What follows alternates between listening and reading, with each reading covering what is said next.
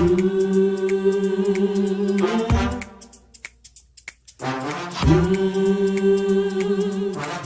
talk to God.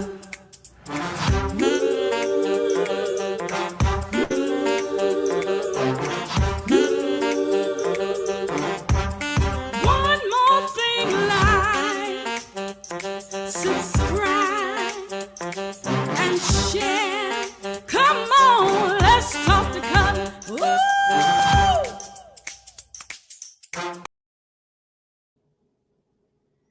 Hey, good evening, everybody. It's Cutler here in the Let's Talk to Cutler broadcast. It's another Thursday. It's the 10th of November. The month is moving. We're almost in the middle of the month, and I'm glad about it. I don't know about you, but I'm still glad to be a part of this thing that we call creation. I'm glad. I'm glad to be alive. How about you all? And if you're stopping by my channel for the very first time, I got to tell you this. This channel is still about inspiration. It's still about motivation. It is still about challenging us to see if we show up better tomorrow than we did today. It's still about making sure that we check ourselves to make sure that we have shown up better today than we did yesterday. So I want to encourage you to keep doing what you're doing. You're doing good. I've talked about that before. I've also encouraged you to take some time for yourself and to just make sure that you check in on yourself. That's the last thing we talked about when we met a couple days ago. I want to talk about something else. I was going to talk about procrastination, but I've decided I want to go another route this evening. I hope I have a topic that we'll find relevant and helpful for us to really see how we can show up better tomorrow. I think this conversation is going to be somewhat of a challenge. I know it is for me. And that's a teaser. What we're going to talk about today is a little bit of a challenge. For many of us, I'm sure, I think it is our natural inclination to behave a certain kind of way. It is our natural inclination to respond a certain kind of way to certain kinds of experiences that we have, certain kinds of instances and circumstances that we go through. So I want to talk about that. But before I get into it, I want to invite everybody who's just stopping by for the very first time to do me a favor and go ahead and subscribe if you have not. If you're catching the replay, what are you waiting for? Please go ahead and subscribe. I would love to have you as one of my official Let's Talk to Cutler family members, one of my official Let's Talk to Cutler followers. That way I can sort of let you know whenever I've gone live and whenever I've uploaded new content. Well, you can find that out on your own by subscribing and then clicking on the notification bell. And as you come into the room this evening, please go ahead and do me a favor and do a thumbs up, but say hi to me so that I know that you're here. And I like every time I show up to try to acknowledge the LTTC VIPs. Those are the people who just jump into the chat room first. And sometimes let's say they jump into the chat room before I can even see them. So I like to acknowledge them. I want to go ahead and acknowledge them. My friend Ray Della Lewis, is so good to see you. I hope all is well. Ray Della is one of the LTTC VIPs VIPs this evening. Annie Cutler says, get aboard, let's ride. Yvonne Jones says, good evening. Oh, listen, I love you all, and I want to thank you for tuning in. Do me a favor. If you have ever been in a position where it was difficult for you to respond like you wanted to, let me know if that's you. Cutler, what do you mean by that? Have you ever had an experience, a situation, and you wanted to respond negatively? That's where I'm going this evening. You wanted to respond negatively, but something inside of you said, that's not how we do this. That's not how you were raised. That's not a part of that is not the true essence of who you are. If that has ever been you, please let me know. I know sometimes we want to respond, our first response, our visceral reaction to some things. Sometimes we want it to be the negative piece, but because of who we are, because of how we've been raised, because of the influence of those who spent time molding us and shaping us, something else speaks to us and it says, that's not the best course of action. That's not the best thing to do. If that has ever been your experience, I would love to know that. So put it in the chat and say, yeah, that's me, or I've done that, been there, or something like that. So I'll know that it's you. Cousin Mary said, yes, that's been me all week. I'm telling you, sometimes people and life and circumstances and situations will push a button and you really want to respond, but you are challenged to think a different way. You are challenged to look at something from a different perspective. Ray Della says, been there, done that. And I'll tell you all this. Recently, I was going through a situation. When they go low, you go high. Right. That's where I'm going. Recently, I was going through a situation. I had an experience, and I would tell you all this. One of my younger cousins said to me, "What now, cousin? What would Jesus do?" WWJD. Well, you all know that statement appealed to the righteous part of me, the part of me that desires to do the right thing all the time. The part of me that desires to do the right thing all the time. But the statement challenged me. It really, really challenged me. And my response was, I didn't say I don't care, but I wanted to come up with all of these excuses for what I thought, WWJD. I mean, I wanted to come up with so much stuff, and I was so upset that I was challenged like that. Not really mad with him, but I had to take the comment. I had to take the challenge and sit in my space, sit in the space alone, sit in a space by myself and think, Cutler, that's right. You have to think. When they go low, you got to go high. You have to think, what's the right thing to do in this situation? And we know right sometimes is subjective. It's subjective based on who we are and what our experiences are and what our moral compass or moral barometer allows us to do. But I really had to think about that thing. And I was so upset that my younger cousin challenged me that way, but it spoke to the core of who I am. I appreciated him because I later said to him, thank you for knowing who I am. And thank you for challenging me to do what I know is right for me to do. So anyway, my point in saying that is that it's sometimes a challenge to take the high road. It is, if I may be honest, it is a challenge to sometimes take the high road. And I was listening to people offer me scenarios a lot because they want to know how I would handle some things. And I was listening to a scenario today and I was just moved and bothered by it. And I just thought, wow, let's just take the high road. I know for many of us, it just gets to one of our core values that says, treat people like you want to be treated. Do unto others as you would have them do unto you. It didn't say do unto others like they do unto you, but do unto others as you would have them do unto you. That's really what taking the high road is all about. What does it mean then when someone takes the high road? It means that we behave in a moral way when other people are not behaving morally. It means that we're doing the right thing when everybody else is not necessarily doing the right thing. It means we're doing what's settling and wholesome when that's not necessarily the popular thing to do. So taking the high road means doing something that you won't regret, doing something that's not going to that's not going to backfire on you. That's what it means to take the high road. Doing what's morally right. Doing what's moral when other people are doing what's immoral. And why is it important to take the high road?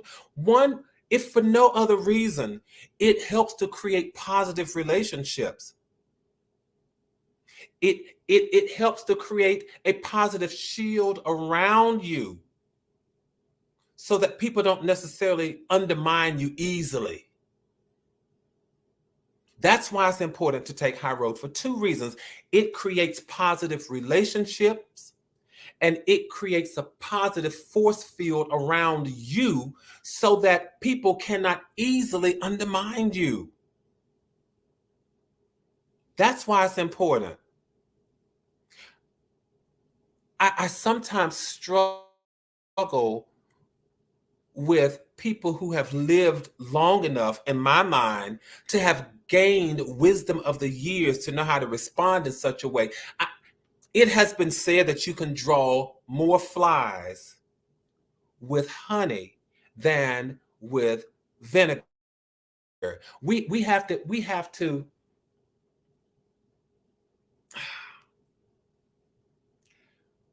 have to learn how to temper our words, temper our behavior, temper our responses, temper our reactions in such a way until that they are moral, that they show that we are acting with some decency, that we are acting with some degree of civility. We have to think about that. It is important. It is absolutely important to take the high road.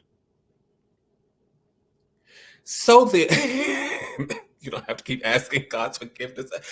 You all, that's right. That's right. You know, there's this other passage that says, obedience is better than sacrifice. You know, do the right thing. That way you don't have to make a sacrifice to ask for forgiveness. When you do the right thing, you don't have to come back and say, I'm sorry, I'm sorry, I'm sorry, I'm sorry, I'm sorry, I'm sorry, because you did the right thing.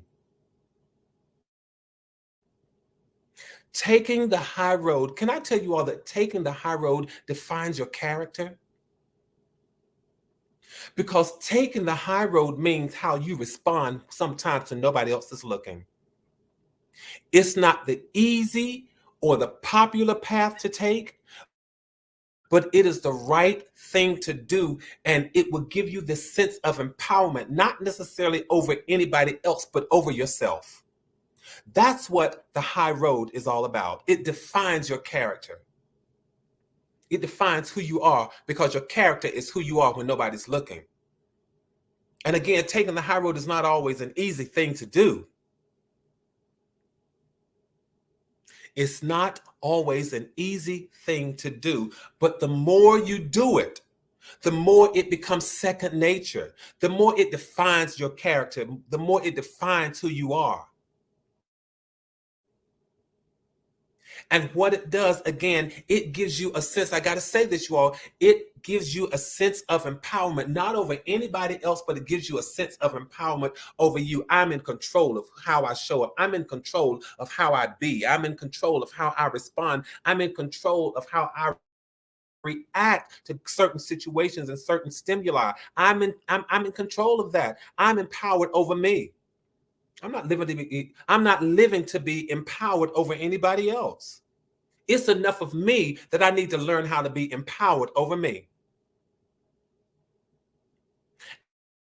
And the need to take the high road, we see this, we see it played out so much, so many times, in so many different ways. But the need to take the high road, usually we see this happening whenever there's tension in a relationship, whenever people need to separate, call it quits, call it a day, and just walk their different ways, whenever there's been a difference of opinion, tension, difference of opinion, separation. That is when we see the need to take the high road. You all think about it. Anytime you've ever encountered a situation where there's a need to take the high road, most often there was a difference of opinion. There was a butting of heads. There was not seeing eye to eye. Some kind of tension. And maybe it led to the point where there had to be total separation to some degree. And the conversation and the dialogue tonight is about, well, so when we start taking the high road, Cutler, how do we take the high road in those sorts of situations? Before you resort to doing something that you might regret, you might want to think about, I might need to take the high road here. If you all haven't done a thumbs up on the conversation, please do so, because it reminds, it lets the YouTube folk know that you are enjoying the conversation. Kimberly, you're right. A lot of people have lost that good old-fashioned integrity, that good old-fashioned morality, that good old-fashioned protecting my character, that good old-fashioned I want to represent my family, that good old-fashioned I want to be the light, I want to be an example. We've lost that. We've lost respect. We've lost courtesy. We've lost kindness. Some of us have, not necessarily us, because I don't necessarily like those generalizations, but some of us are still holding on to it. But we don't see, in certain circles, we don't see it as much. How do we take, Cutler? How do we take the high road in 2022 when so many things are going on, when there's separation, when there's tension, when there's differences of opinion, when there's anxiety? How do we take the high road? I can tell you one of the things we can do now within the context of social media. Why don't you just block people? We separate, we walk away, we call it quits, and we still try to hold on to people on social media. Let me just people see what he's doing. Let me people see what she's doing. In this day and age when social media seems to be ruling the world, just block people. Don't just unfollow or unfriend them, block them. Because if you don't block them, they can peep in and see what you're doing, and they will. And guess what? We'll do the same thing. And then it's tit for tat. I've seen in the past couple of weeks, I've seen this played out where people decided to separate. And it appears that one side was peeping and seeing what the other was doing, and one was peeping and seeing what the other was doing, and they were back to square one. Nobody was taking the high road. It was tit for tat. You want to take the high road? Just block people. And that's about you. It's not necessarily so much about them. I'm blocking them because I don't want to be a part of their lives, and I don't want to be tempted to play tit for tat. That's why I'm blocking. I'm not unfollowing. I'm not unfriending. I'm blocking. Block. That's one of the easiest things to do within the context of social media. But there's something down on the inside of us that's dark that causes us not to be able to do that. Empower yourselves. Again, it is about empowerment over you, not over them. Can I tell you, some of us are challenged because we don't have enough power over ourselves to block them, to get people out of our lives, because there's something that we kind of like about that negative behavior. It feeds us somehow. We gotta get beyond that. I'm challenging us tonight. And if I'm not challenging us, I'm challenging some of those that we know to take the high road. This is about, how do we take the high road? If you all know some people who need to take the high road, call them, say, listen, come on, Talk in Color. Y'all need to hear this conversation, or tell them to catch the replay. How else do we take the high road? Skip the revenge tactics. Stop trying to get revenge. Revenge, some people say revenge is sweet, but it is also a sign of pain. We like some of these cute, pithy sayings about things, but when you think about it, revenge is sweet. It is a sign of pain. And you have to be careful, because when you show your pain, you're giving people power over you. You're giving people the satisfaction of dragging you through the mud. You're giving people the satisfaction of causing you, inflicting more pain. Marion says, Facebook has given me, has helped me take the high road. I found myself putting several periods where there definitely should have been question mark. That's right. Just listen. That's right. You are empowered to put a period where there could be a question mark or a ... You know what? Let me call it. And in fact, Marion, what you could do is put an exclamation mark. Say, you know what? That's it. It's over. I don't need to question. I don't need to continue this. It's over. Question, exclamation mark. I'm done. But in terms of revenge, you all think about it. Revenge is not sweet, because revenge, once again, remember this, because what happens, revenge, we talked about taking the high road defines your character. Revenge defines your character. It shows what you're doing when nobody's looking. Got to be careful. If you ever go to therapy, and I am a proponent of therapy, I know that people in certain circles who are not necessarily proponents of therapy, but I am a proponent of therapy. One of the things that some therapists will tell you, and I'm not a therapist, I'm just talking and sharing out of just being transparent about some experiences that I know of and that I've had. Going to therapy, excuse me, sometimes a therapist will tell you, write a letter. Write a letter. Abraham Lincoln used to call them hot letters because he would write these letters to people who just really, ticked him off, really made him mad. But he never sent the letters. And sometimes taking the high road means that you're telling the person exactly what you think of them, telling them exactly how you feel, but never sending them.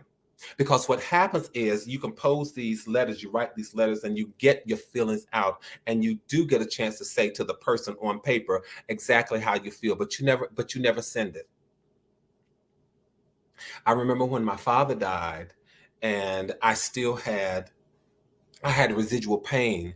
My parents divorced when I was younger, and I still had some residual pain. Had a great relationship with my dad, but over the years there were times when I didn't see him as much as I would have loved to. There were years when I didn't have as close of a bond as I would really love to have had. But really, again, thank God that when my father died, we had a great relationship.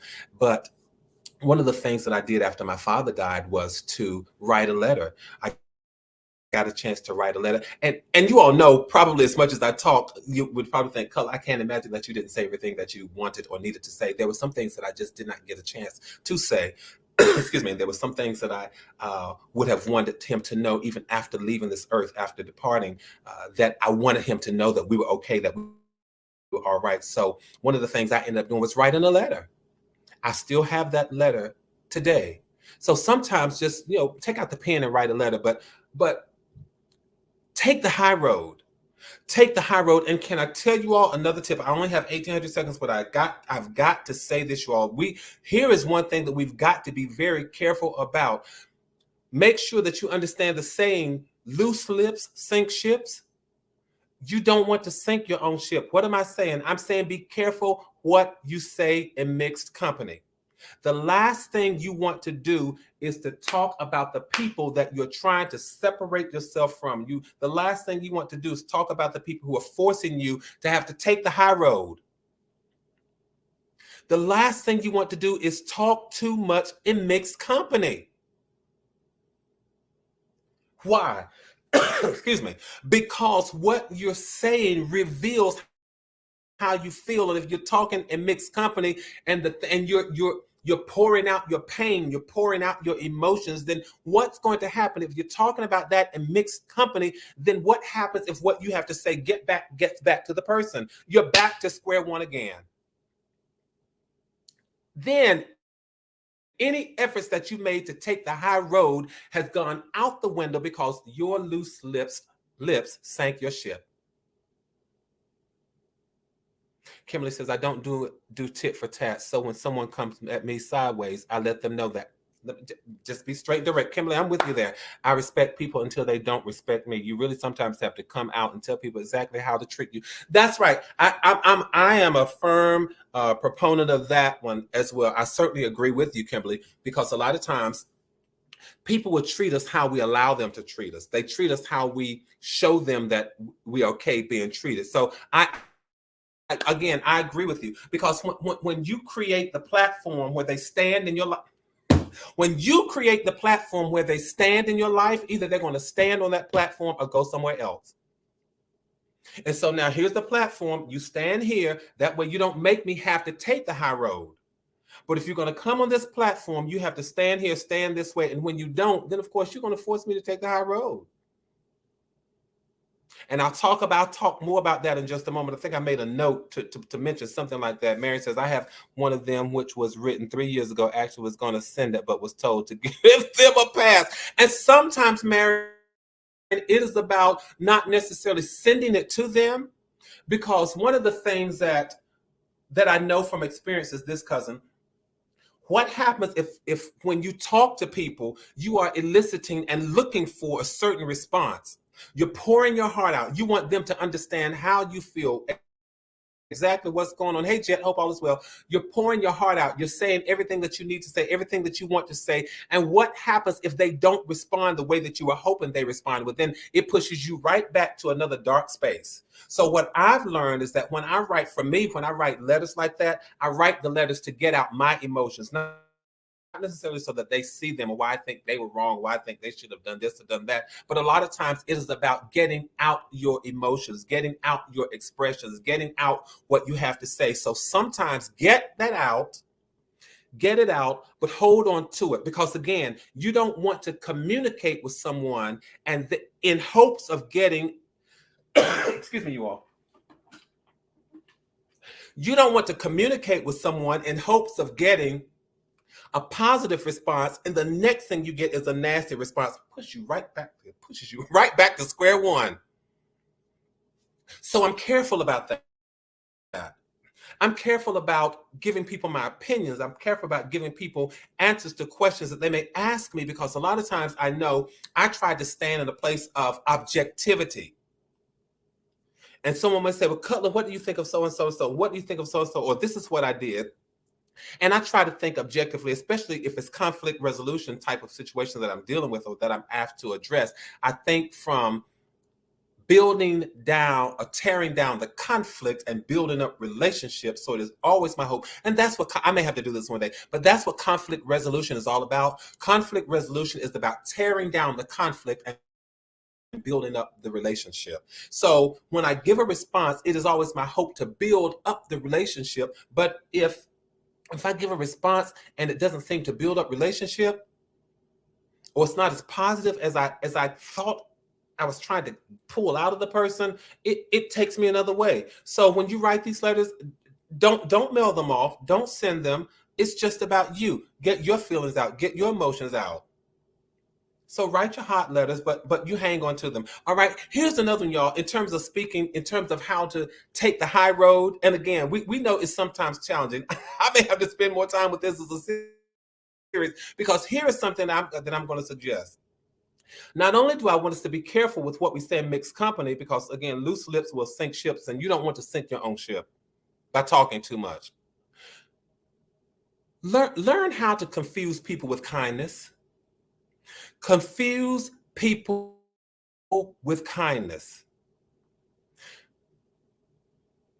Even if you're not in a place where you can 100% stand with what you are saying, no matter how big of a screw up a person may have been in your life, the more they've been a mess up, the more they've been a screw up in your opinion, the more you wish them well, because it messes up their psyche when you wish them well. It confuses them when you wish them well. And when you do that, here's what you do. You keep right on going and you stay on the high road. And I'm telling you all this, even if you got to get behind closed doors and then scream after you've done that, but keep on doing what you need to do. Wish them well, confuse them with kindness. And after a while, you'll see that it releases you. It will release you. Confuse people with kindness and keep right on going with your life, because guess what? They want to confuse you. And before you allow yourself to be hoodwinked and pulled into a web of deception again, you say, I'm not going there, because it's clear you meant me no good. So then, I'm going to do myself a favor. I'm going to keep my distance from you. When I run into you, I'm going to wish you well and keep right on going. And then I may have, again, oh goodness, you all, learn how, if you can't see, if anytime you have to separate, walk away, or have a disagreement with people, if you cannot see it as a win-win situation, take it from Cutler. At least see it as a win for you. What on earth do you mean, Cutler? If you can't see that both of you are in a winning situation, because sometimes you hope that the separation is healthy. You hope that people can make healthy transitions for both parties, but you've got to say to them, what you're not going to do is to tear down. That's why McDina, agree to disagree, because you've got to sometimes say to people, what you're not going to do is tear down my self-esteem. Now, if we can't see this as a win-win situation where both of us can just walk away and say, you know what, it was good while it lasted, the partnership was good, the business venture was good, or whatever it was, if we cannot agree to walk away or agree to disagree, and we don't see it as a win-win situation for both of us, Tracy, please catch this replay, because I'm talking about how to take the high road sometimes when it's challenging. But learn in a situation to focus on how it's their loss and not yours. That is, if we can't see it as a win-win situation for both of us, because what we have to know, what we have to understand, and for a certain group of people, if we say, you know what, everything works together for my good. If we disagree, our time is now over, our time is now well spent, and it's time for us to separate. We have to say, you know what, everything works together for our good. Our time together now, our separation, so it's a win-win for both of us. But if we can't see it like that, you all at least see it as a win for you. Because don't let people tear down your self-esteem. Not for some of us it's taken years for us to build it up. Absolutely not. You think about that situation. Think about that situation where maybe something happened And it's time for us to separate. And if we can't agree to disagree, there's the passage that said, listen, may the Lord watch between us while we're absent one from another. That was Jacob and his uncle Laban after he had taken Laban's 2 daughters and some of the animals and all that kind of stuff when he was going back to meet his brother. They had an impasse. They were at an impasse. And that is where that passage comes from. We're at this point, we may never meet again. But guess what? May the Lord watch between us while we're absent one from another. You got to learn to say that to people. This point is over in our lives. This is a good era. It was an era. It was a moment. But it's over. Let's be thankful for what we had. If we can't be thankful for what we had, at least I'm not going to let you tear down my self-esteem. I'm going to keep right on going and take the high road. Can I give y'all one more week? And then I promise I'll have to come back to this. But here's the last one that I want us to get, you all. Don't be petty. Don't be petty. That says a whole lot. Talking about taking the high road. Don't be petty. Why? Because I said it the last time we were together. I think y'all remind me. I think I said this, because the energy that you spend focusing on other people can be better spent focusing on yourself. The energy that you spend focusing on other people can be better spent focusing on yourself. Don't be petty. Tracy says, petty Betty. That's how you take the high road. Don't be petty. Sometimes people spend energy, they spend time, and can I tell you, sometimes people will spend money being petty. Save your money, save your time, save your energy, focus on yourself. Even if you've MV, that's right. Just keep going. Even if you've got to give yourself a mental break. And I'm going to stop after I say this, you all. Give yourself a mental break. And why would I say that? Give yourself. This is what taking the high road is about. This is how it looks sometimes, you all. Because when we're going through things and we've separated ourselves from situations and people and circumstances, a lot of times you've got to give yourself a mental break so that you can step away from the darkness. Paula Wright, petty takes too much energy. And a lot of times we're caught up in being vindictive and revengeful, because that's what something down on the inside of us calls for.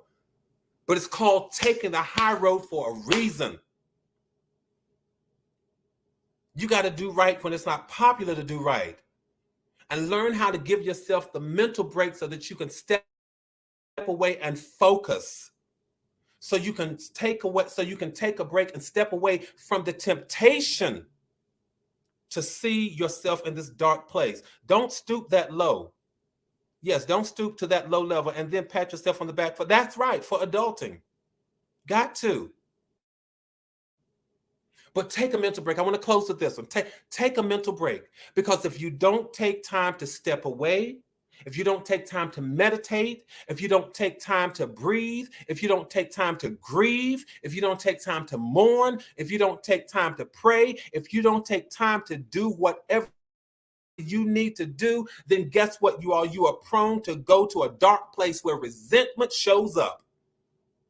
And then when resentment shows up, revenge and vindication will seem like this wonderful, brilliant idea when it's not.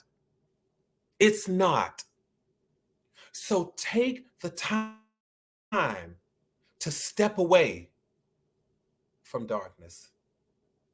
You owe it to yourself not to allow yourself to slip into darkness.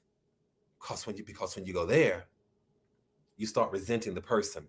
You start resenting all your time spent with that person. You start resenting the years that you gave. In whatever situation, business, place, it doesn't matter the affiliation or the association, the acquaintance, it doesn't matter, but you start resenting the person. We were business partners and now you resent them.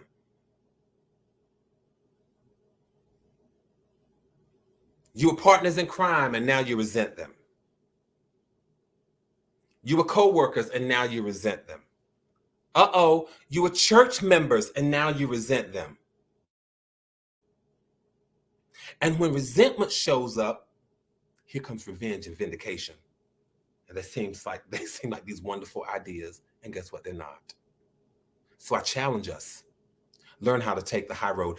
I'm going to keep, the next time we chat, I'm going to chat and talk more about this, about how to take the high road, because I've never seen such a time when people are so vindictive.